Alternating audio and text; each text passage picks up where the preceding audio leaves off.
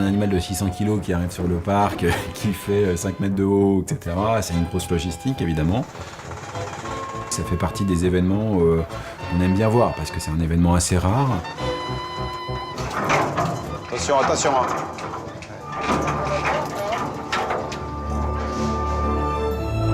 Voilà, super.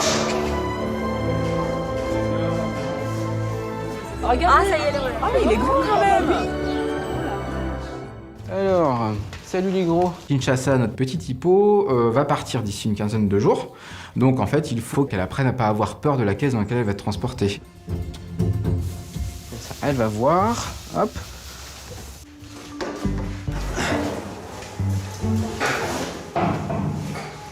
Oula. Ah oui. Oh là là. Qu'est-ce que c'est que ça? Enfin, on se donne du temps de toute façon, on a à peu près 1 mois devant nous pour l'habituer. On va voir comment ça se passe. Et en tout cas, c'est vrai que les premiers signes sont plutôt encourageants au bout d'une dizaine de minutes.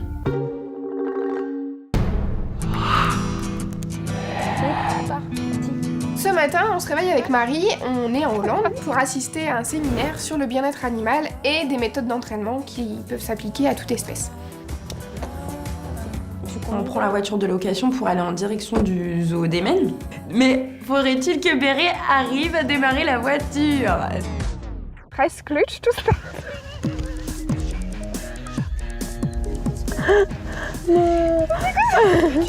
Il faut savoir que nous sommes aux Pays-Bas et que les voitures là-bas, toutes les instructions sont en néerlandais, pas en anglais, en néerlandais.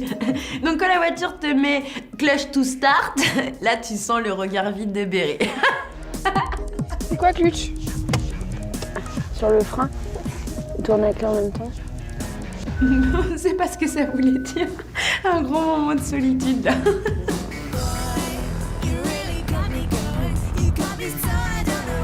Le séminaire se situe en fait à Emmen, une ville des Pays-Bas, et en fait c'est le zoo d'Emmen qui va héberger le séminaire. How are you? Fine. Ça va? Bonjour. Bonjour. Vous allez bien? Oui. On arrive, en plus on est accueilli par Sabrina qui est intervenue au zoo pour les ours polaires et d'autres animaux du complexe.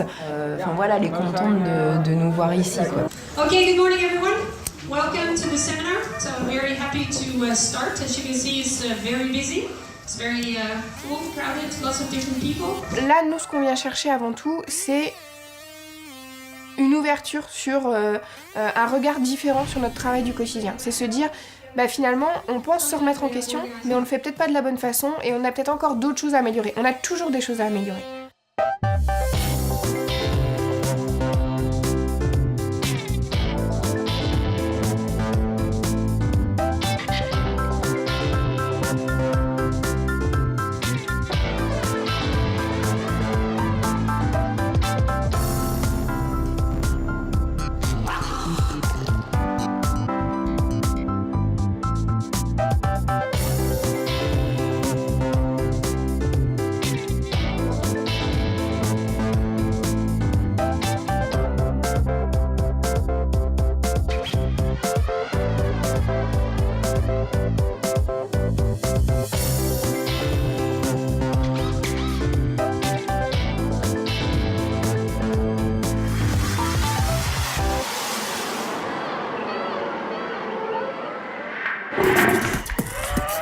Ce matin, je suis sur le secteur éléphant, sur la partie hippopampa. Geoffrey, je vais aux hippos. Ça, mes gros. Bah alors, bah oui, bonjour ma fille.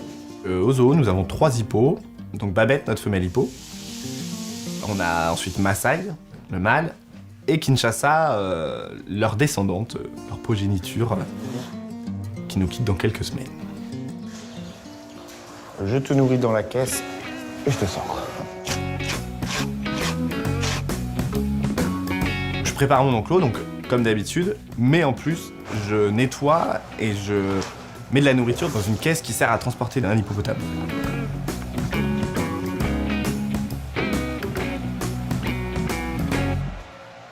En fait, là, on est dans une période, depuis une semaine et encore pendant une bonne semaine, voire 15 jours quasiment, où on est en train d'entraîner, d'habituer notre bébé hippo, Kinshasa, à rentrer dans cette caisse, donc volontairement, pour ensuite l'enfermer dans cette caisse et pouvoir la transporter.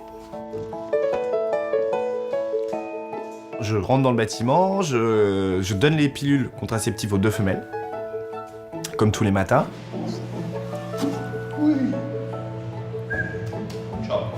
Et ensuite, j'attaque l'entraînement. Kinshasa. Allez, comme.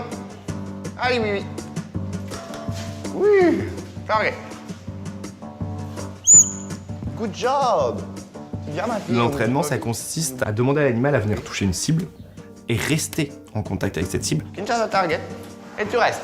Encore. Encore. Après, on va pouvoir approfondir en allant toucher les oreilles, les yeux, en demandant, tout en restant en contact, de déplacer son corps à venir se coller contre les barreaux, de lever les pieds, dans le but d'entraînement médical, dans le but de faciliter le travail de Cyril et de nous faciliter les soins, les prises de sang, tout ce qui peut servir à notre vétérinaire. Target. Good job. Et bien ça.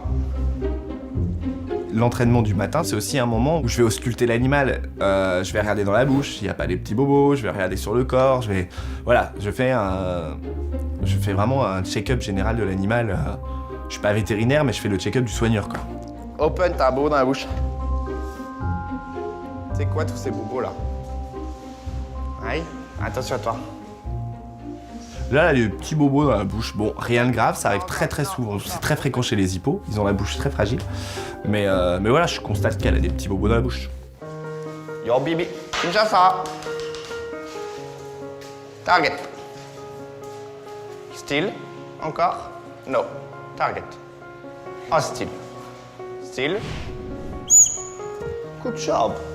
Là, je me dis que c'est un des derniers jours, réellement, où je vais être son soigneur.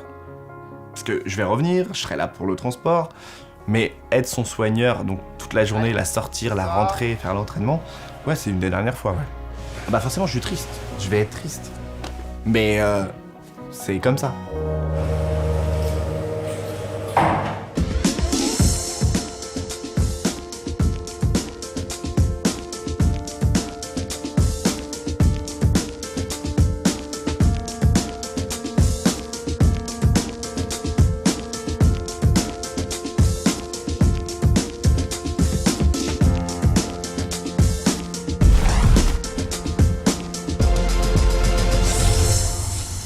Bon, alors elle était super bien mise tout à l'heure, t'aurais même pu toucher.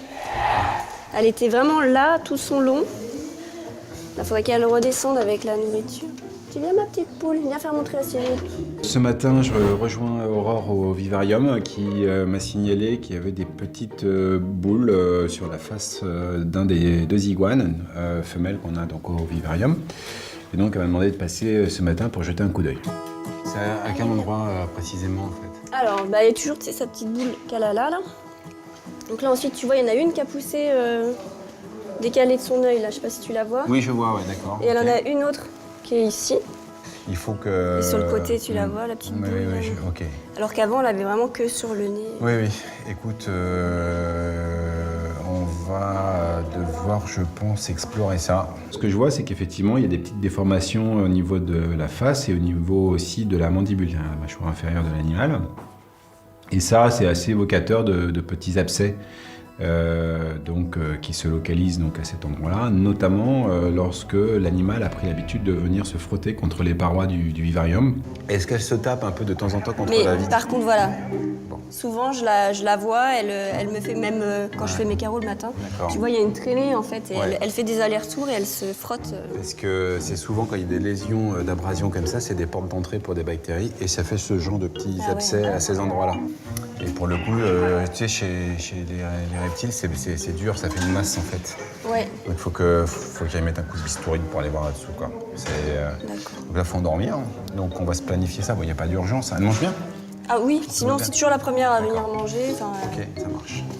Un abcès à cet endroit-là, c'est pas inquiétant. Néanmoins, ça va vouloir dire qu'il faudra l'attraper, l'endormir, évidemment, et puis avec des outils chirurgicaux, aller retirer ces abcès.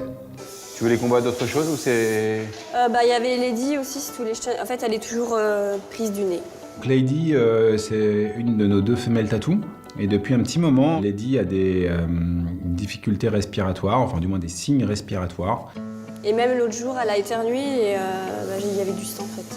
Du sang. Ouais. Mais ça, c'est si c'est irrité. Oui, si c'est irrité, c'est ce que je pensais. Et pendant un petit moment aussi, elle avait même une atteinte de l'état général.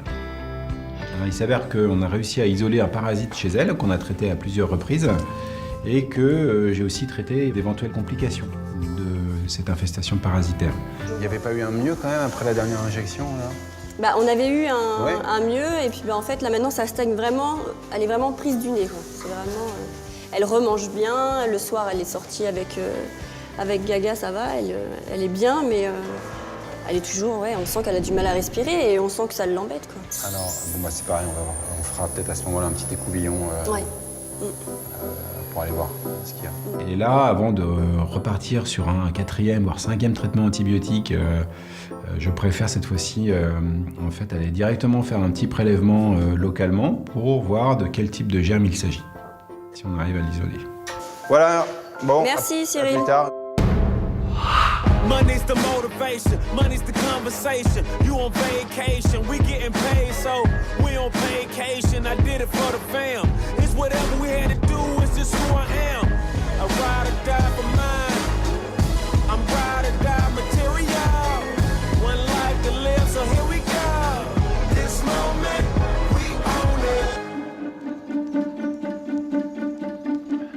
Aujourd'hui, je reviens de repos et matinée assez chargée parce qu'il fait super beau et du coup je décide de ratisser l'ensemble de mes enclos. Donc premier enclos à ratisser, l'enclos des guépards. Et c'est parti, dès le matin ça réchauffe.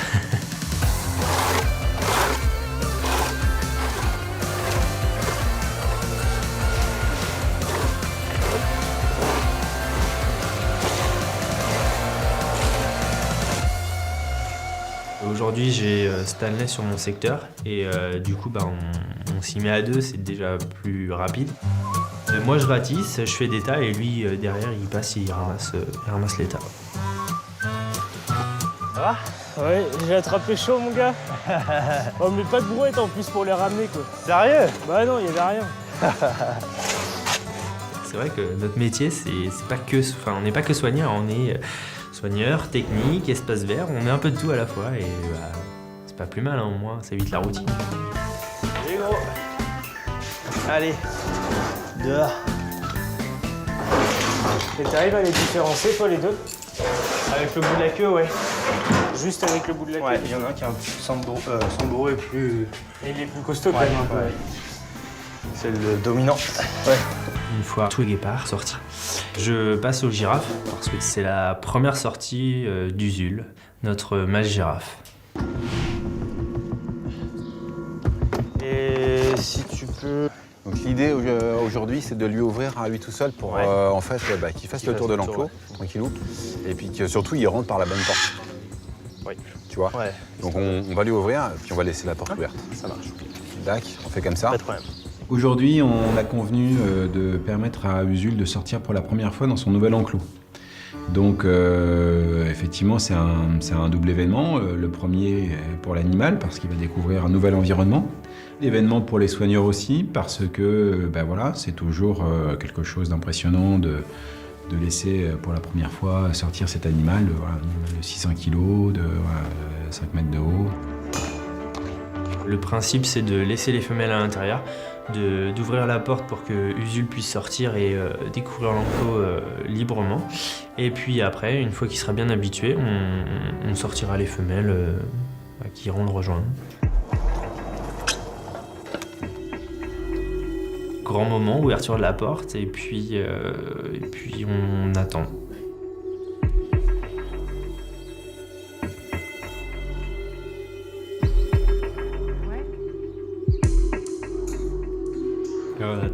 Et on attend toujours. Bon, il fallait s'y attendre. Effectivement, Usul ne met pas un pied dehors. Il passe légèrement la tête. Mais bon, faut pas oublier que les girafes sont des animaux qui sont extrêmement craintifs. Donc il va falloir du temps. Donc on ne cherche pas à pousser l'animal dehors, on lui donne le temps nécessaire pour qu'il gentiment, voilà, il décide de lui-même d'aller faire ses premiers pas à l'extérieur. Je fais quoi? Tu fermes, tu ouvres la porte intermédiaire. Ouais. Et je sors les femelles? Tu sors les filles. Ok. Cyril intervient en disant qu'on essaiera un autre jour parce que faut pas le stresser. S'il veut pas sortir le premier jour, c'est pas grave, on tentera demain. Puis s'il veut pas demain, on essaiera encore après-demain.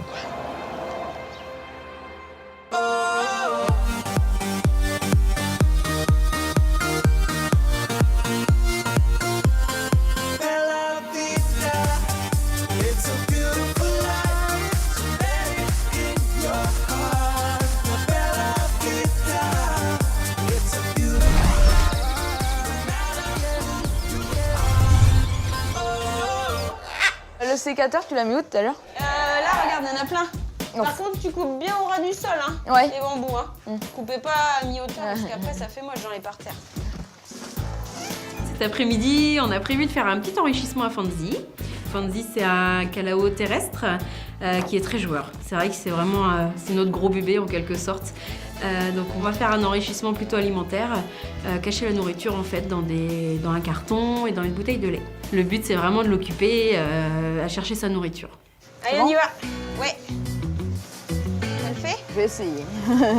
Je suis avec Benjamin, un stagiaire qui a fait plusieurs jours là aux oiseaux avec moi. Benjamin, c'est quelque chose qui l'intéresse, il est toujours partant, il est motivé. Donc oui, depuis le début de l'après-midi, il cherche des idées justement enrichissement pour Fanzi. Hop! Hé, Fanfan! Comment ça va? Ça va tout le monde? Ah oui, autour, ils sont à fond là. On va vous nourrir après. D'abord, on va faire un petit peu de jeu avec Fanzi. Mon loulou. Fanzi, il est très très joueur, il est très réceptif à l'enrichissement. On essaye d'ailleurs de l'occuper beaucoup pour pas qu'il s'ennuie. Les oiseaux qui sont joueurs comme ça ont vite fait le tour quand même de leur volière, donc tout l'hiver il a eu pas mal d'enrichissement pour s'amuser et pour passer le temps. Regarde Fanfan, tout ce qu'on a pour toi aujourd'hui. Tiens, regarde. T'intéresse ça? Bah gobe-le pas comme ça. Bah rattrape.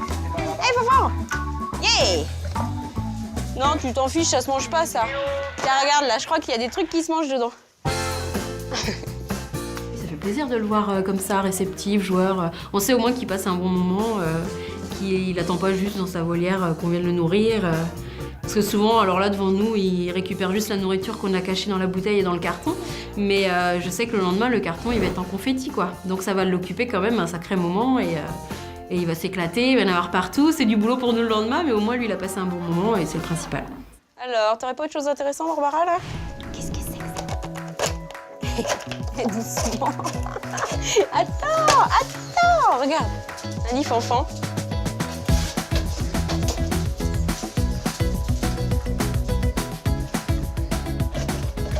Ça te plaît, hein? Allez, Fanfan, amuse-toi bien. Petit loup.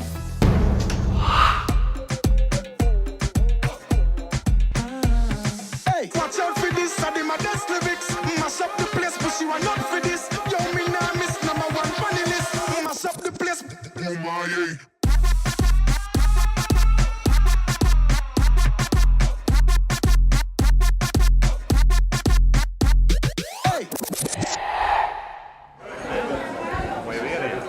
À un moment donné, entre deux conférences, on a possibilité d'assister à un entraînement otari.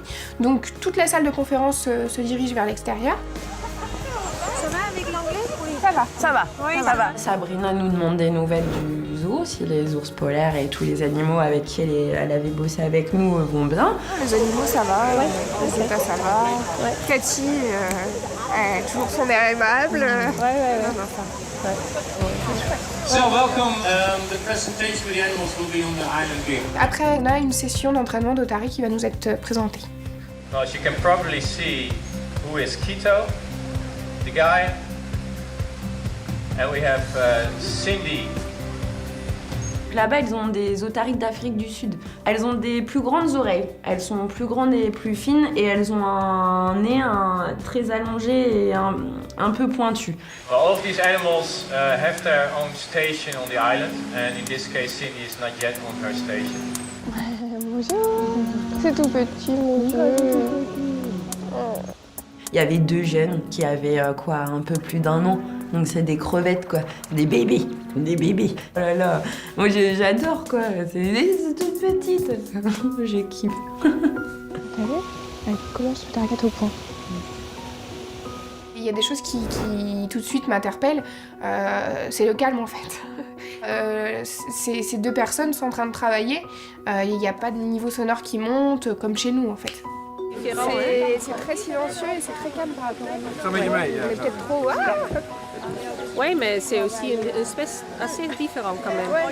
Je trouve cette espèce-là, c'est plus calme que les californiennes. Après, ça dépend des soigneurs, les endroits, c'est sûr. Ouais. C'est sûr que par rapport à nous, oui, c'est ça, les grosses patates, oui. Comment elle va ma grosse patate? Comment elle va ma grosse patate? Ça va, amour? Allez les gars! Oui! Allez les garçons! Oui, nous, on parle beaucoup aux auteurs, hein, tout le monde a pu le remarquer, encore maintenant. Et là, oui, c'est très silencieux. On va à l'entrée? Ok, cool. Ouais, le bilan de ce petit voyage est un peu alors, triste de partir parce que ouais, c'est la fin d'une très belle expérience qui est très enrichissante pour Béré et moi. Tout de suite avec Marie, on échange selon certains sujets, on est tout de suite à se dire bah tiens ça on peut l'appliquer là, ça on va peut-être pouvoir le modifier et le mettre là. Et non, c'est super chouette.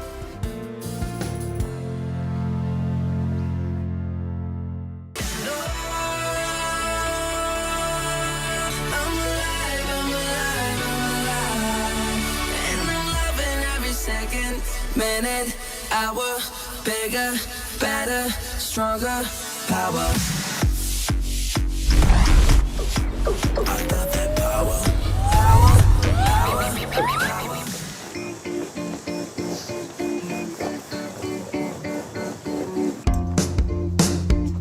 Cet après-midi, je vais au bâtiment des Saki Goldie. Parce qu'en fait, Cyril voudrait pucer la dernier bébé Saki en fait. J'ai demandé à Aurélie d'isoler un Saki, donc le petit dernier né, de manière à ce que je puisse l'attraper pour l'identifier, c'est-à-dire lui poser une petite puce électronique sous la peau. Chaque animal ici sur le parc a une carte d'identité, soit c'est une puce électronique, comme pour les chiens, les chats, les chevaux, soit c'est une bague pour les oiseaux. Ma pitchoune. Pas être facile là. Maintenant, je me retrouve avec les Saki à l'intérieur et 2 loges. Il faut que j'arrive à faire passer tous les Saki d'un côté pour qu'il me reste plus que le bébé. Voilà, donc en fait, mon but, c'est d'isoler le bébé Saki dans une seule loge. Oui, bien. Déjà, sa mère, elle est sortie. Bah oui, bébé, t'inquiète pas. Allez, papa, laisse ta fille. Allez, Kourou. Je vais pas lui faire de mal à ta fille. Et je galère un petit peu parce que la pitchoune, donc quand je dis la pitchoune, c'est la petite dernière, en fait on lui a toujours pas trouvé de prénom. Donc la pitchoune, elle a envie de rejoindre sa maman qui est passée dans l'autre loge. Et du coup elle se retrouve toute seule avec son papa. Kourou. Aurore, tu peux venir au Saki s'il te plaît? Je demande de l'aide à Aurore parce que voilà, je me suis dit à 2 on y arrivera un petit peu mieux pour... Donc là il me reste plus que Kourou, le père, à faire passer de l'autre côté pour que la petite soit isolée. Allez, papa. Allez, vas-y, Patrick. Ah, c'est bon. Voilà. Merci. Bah, tu vois. Ah, bah, génial. On arrive à faire passer Kourou et la pitchoune, elle se retrouve toute seule dans la loge. Et là, à ce moment-là, en fait, elle fait vraiment bébé toute seule, quoi. Tu te dis, oh, la pauvre. Oh, ma pupuche. Ça fait trop pitié, là. Ah, bah, attends, je les appelle quand tu viennes vite, hein. Enfin, c'est pas un moment facile pour elle, quoi. Là, t'as envie de vite partir et du coup, voilà, pour pas la laisser trop longtemps toute seule dans la loge, j'appelle direct Cyril pour... Cyril, tu m'entends? C'est bon, la petite Saki est isolée. Si vous pouvez venir dans pas trop longtemps, ça stresse un peu. D'accord. Moi, je m'en vais parce qu'en fait, il faut pas que je sois là pendant la capture. N'aie pas peur, ma louloute. On n'a pas pour longtemps. En plus, C'est Geoffrey qui m'accompagne pour la capture et la contention sur ce petit Saki. Il faut que ce soit Geoffrey et non pas Aurélie, Parce que ici, on essaye de privilégier vraiment le relationnel entre l'animal et le soigneur. Et si la personne qui les soigne est aussi celle qui les attrape, le singe va devenir prudent, va plus se laisser approcher et on va perdre ce contact-là. Donc c'est quelqu'un d'un autre secteur qui intervient.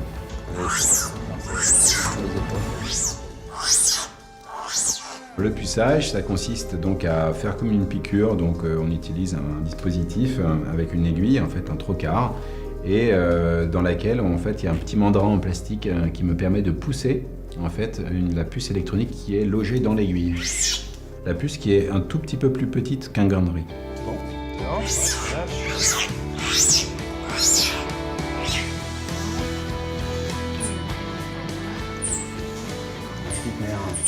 C'est un stress qui est important pour elle, évidemment, mais si tout se passe bien, ça sera peut-être le seul stress de cette nature dans sa vie, jusqu'au jour peut-être de son départ pour un autre parc, pour être une autre future maman. C'est fait, on l'a lâché, merci.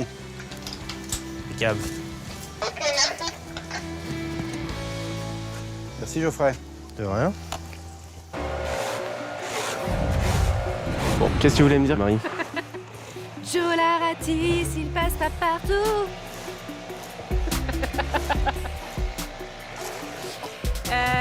Non, j'avais une blague à te faire, mais il est pas là.